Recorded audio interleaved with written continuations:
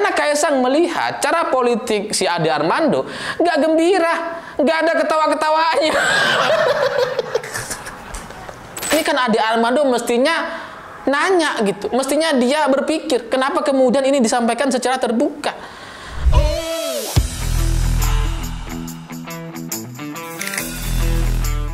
Yang menyakitkan itu bukan kegagalan, tapi tingginya harapan. Selamat malam semuanya, selamat malam untuk semua kalian penonton YUTV Indonesia. Hari ini saya ingin kembali berbagi cerita soal Ade Armando yang akhirnya kena sliding sama Ketua Umum PSI. Ini menarik ini gitu. Ya, karena ketika PSI dipimpin oleh Giring gitu ya, itu nggak ada satupun teguran kepada Ade Armando, tapi Kaisang baru beberapa hari menjadi Ketua Umum PSI, ini udah berani negur Ade Armando. Dan tegurannya itu secara terbuka lagi gitu ya, di hadapan awak media, disaksikan oleh banyak pengurus PSI yang lain. Seru gitu, karena Kaisang bilang Bang Ade Armando berpolitiklah dengan gembira Bang Ade gitu ya. Terus kemudian pengurus PSI yang lain yang ada di sebelah Kaisang itu ketawa, wah kayak bahagia banget gitu ya. Jadi disindir di depan awak media, di hadapan banyak pengurus PSI yang lain gitu ya, tapi Ade Armando itu nggak ngerasa bersalah ya. Malah tweetnya, jawaban Ade Armando di Twitter itu jadi mirip seperti jawaban dia ketika ditegur sama manajemen Cokro ya. Karena Ade Armando bilang, Bro Ketum ini sebenarnya bisa perintah saya berhenti menyerang PDIP katanya. Saya kan cuma anggota, tapi dia memilih meledek. Keren banget. Oke bro. Gak ngerasa bersalah gitu. Padahal udah jelas-jelas ditegur di depan awak media dan di hadapan banyak pengurus PSI. Berpolitiklah secara gembira. Kenapa? Karena Kaisang melihat cara politik si Ade Armando nggak gembira, nggak ada ketawa-ketawanya. Tapi dia ngerasa nggak bersalah gitu. Jadi bagi saya gitu, apa yang dilakukan oleh Kaisang ini adalah sebuah sindiran yang sangat jelas. Dan kalau Ade Armando kemudian tidak merasa bersalah atau bahkan dia bilang bisa saja dia meminta, Kaisang meminta dia untuk berhenti menyerang PDIP gitu ya, ini menunjukkan bahwa Ade Armando gak paham dengan maksud dan tujuan Kaisang. Karena sindiran Kaisang itu jelas gitu, bahwa kemudian Ade Armando selama ini menghina PDI Perjuangan, menghina Ibu Megawati, bahkan menyebarkan cerita-cerita hoax dan fitnah terkait Ibu Mega. Itu semua orang udah tahu, termasuk Kaisang gitu. Makanya kemudian ketika Ade Armando ditegur di depan umum seperti ini, itu tujuannya mestinya dia introspeksi diri, mestinya dia jadi tahu diri ke depannya, bukan malah langsung kemudian menganggap bahwa ini nggak ada masalah. Dia menganggap malah keren katanya. Keren apa? Kamu ditegur kok keren ya? Maksudnya yang keren Kaisang. Ya iyalah gitu ya. Giring nggak berani negur Ade Armando, Kaisang berani, itu keren ya. Gitu kan. Kok bisa ya ada pemikiran-pemikiran kayak gini ya? Mungkin karena Ade Armando sudah terlalu tua gitu ya, atau mungkin karena dia mantan dosen. Dosen itu orang yang selalu ngajari, yang kalau kita tegur ngajari balik gitu kan. Kadang-kadang kan ada yang kayak gini, yang kayak Ade Armando ini ada gitu. Jadi kalaupun misalkan dia nggak paham, semestinya Ade Armando itu tanya gitu ke teman-teman yang lain gitu. Karena kalau kita mau bicara soal logika, yang namanya Ade Armando sebagai anggota PSI dan Kaisang sebagai Ketua Umum PSI, secara proses atau secara mekanisme teguran di internal partai itu bisa aja Ade Armando itu dipanggil secara pribadi dan kemudian diberikan teguran, bisa gitu. Tapi kalau ini kemudian disampaikan terbuka, ini kan Ade Armando mestinya nanya gitu, mestinya dia berpikir kenapa kemudian ini disampaikan secara terbuka. Bagi saya, dalam analisa saya, itu karena kader-kader PSI yang lain itu juga udah jengah kepada Ade Armando. Udah terlalu banyak laporan-laporan dan keluhan-keluhan mereka terkait Ade Armando, terutama kader-kader PSI di Jogja gitu. Nah ini kalau Ade Armando nonton, coba tanya tuh kader-kader PSI di Jogja.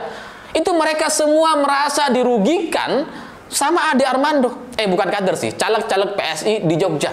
Semua merasa dirugikan sama Ade Armando gitu. Coba tanya gitu. Jadi kalau Kaisang kemudian negur secara terbuka dan tidak memanggil Ade Armando secara tertutup atau pribadi, mestinya dia mikir ini tujuannya apa, arahnya kemana gitu. Bagi saya, ketika Kaisang menegur secara terbuka, menyindir Ade Armando, itu tujuannya untuk menjawab keluhan-keluhan banyak orang terkait Ade Armando. Itu gitu. Karena pengurus-pengurus yang lain di PSI udah angkat tangan untuk menegur Ade Armando gitu.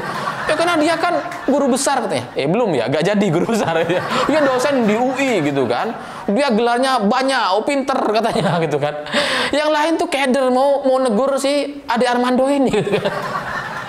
Jadi ketika Kaisang menegur secara terbuka, menyampaikan sindiran secara terbuka di depan media, di depan pengurus PSI, itu tujuannya sebagai bentuk pertanggungjawaban gitu.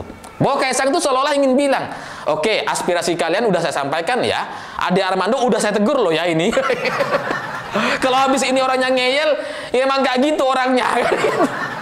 Itu maksud dan tujuannya gitu. Masa iya Ade Armando gak ngerti? Jadi kalau Ade Armando berpikir bisa ditegur secara tertutup atau dipanggil, diminta untuk tidak menyerang PDI Perjuangan, ya itu terlalu gamblang. Nantinya kalau itu disampaikan secara tertutup, nanti Ade Armando bisa bilang seperti di Cokro gitu ya. Oh, saya tidak boleh mengkritik PDI Perjuangan. Padahal yang dia lakukan bukan mengkritik, tapi menyebarkan cerita-cerita fitnah dan kemudian dia menghina-hina Ibu Megawati gitu. Jadi kalau kemudian dia menganggap itu hanya kritikan, itu salah. Makanya kemudian kalau Kaisang menyampaikan ini secara terbuka, mestinya Ade Armando itu ngerti, mestinya Ade Armando itu berpikir gitu. Ya tapi karena mungkin Ade Armando itu orang yang yang susah untuk dikasih tahu gitu kan. Akhirnya ya dia jawabannya ya kayak gini gitu, malah menganggap bahwa tidak ada yang salah dari apa yang dia lakukan gitu, karena dia menganggap bahwa Kaisang itu menegur hanya gara-gara dia sering menghina-hina PDI Perjuangan atau Ibu Megawati. Padahal maksud dari Kaisang menyampaikan itu secara terbuka, apa yang dilakukan oleh Ade Armando itu salah. Itu yang kemudian dikoreksi sama Kaisang gitu. Tapi kalau ngelihat Ade Armando nggak berubah seperti sekarang gitu ya, nampaknya ujungnya akan sama seperti di Cokro TV. Dia, Ade Armando ini mungkin nanti pada akhirnya juga akan dikeluarkan oleh PSI. Bahwa kemudian setelah ini Ade Armando akan bilang bikin video tandingan, bikin video jawaban, enggak, saya tidak dikeluarkan, saya tidak dikucilkan. Sama ketika dulu ketika saya bilang Ade Armando ini sudah ditegur oleh manajemen, sudah banyak orang nggak nyaman dengan dia di Cokro TV gitu ya, karena teman-teman saya ada di sana gitu kan. Ade Armando setelah itu, setelah video saya langsung dia bikin klarifikasi, enggak, saya nggak ditegur, saya nggak dikeluarkan. Seminggu setelahnya dikeluarin beneran. Sama kayak gini gitu. Ini sebuah alarm, dan kalau Ade Armando nonton ya mestinya dia mengerti dan tahu diri. Ini alarm saja. Ini analisa yang semestinya dipahami oleh Ade Armando. Tapi nampaknya entah dia terlalu polos atau masih ada dampak dari efek dipukuli oleh kadrun-kadrunista, saya nggak tahu gitu. Jadi cara berpikirnya itu jadi sangat-sangat tumpul sekali, bahkan sampai tidak mengerti terkait apa yang sedang terjadi hari ini. Jadi kalau kemudian Ade Armando itu menganggap ini nggak salah gitu ya, itu adalah sebuah kesalahan, karena sebagai kader PSI semestinya Ade Armando tahu bahwa dalam waktu dekat gitu ya, beberapa hari yang lalu itu Kaisang sudah berkirim surat kepada PDI Perjuangan untuk melakukan pertemuan dengan Ibu Megawati. Kan mestinya Ade Armando ngerti gitu, oh Kaisang udah kirim surat ke Ibu Mega mau ketemu gitu. Kalau Ade Armando, kader PSI, masih menghina-hina Ibu Mega, masih menyebarkan cerita hoax dan fitnah terkait Ibu Mega gitu ya, ya kita kan jadi gimana gitu ya, orang awam aja ngerti gitu. Ini gak masuk akal kalau kemudian Kaisang bertemu dengan Ibu Mega sementara kadernya setiap hari selama berbulan-bulan, enggak setiap hari sih, selama berbulan-bulan itu menghina, merendahkan, menyebar fitnah terkait Ibu Megawati. Sementara ketumnya pengen ketemu gitu, tapi kadernya ngejek-ngejekin terus, ngehina-ngehina terus.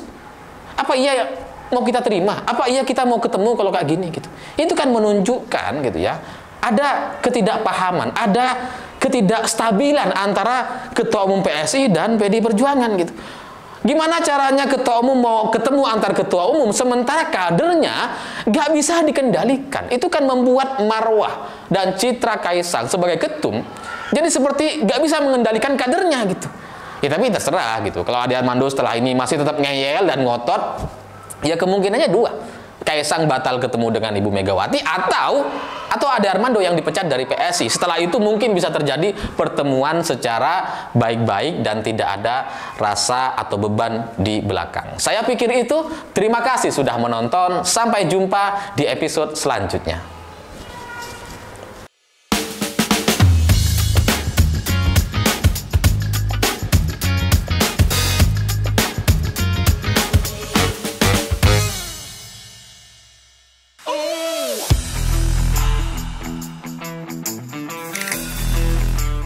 Yang menyakitkan itu bukan kegagalan, tapi tingginya harapan.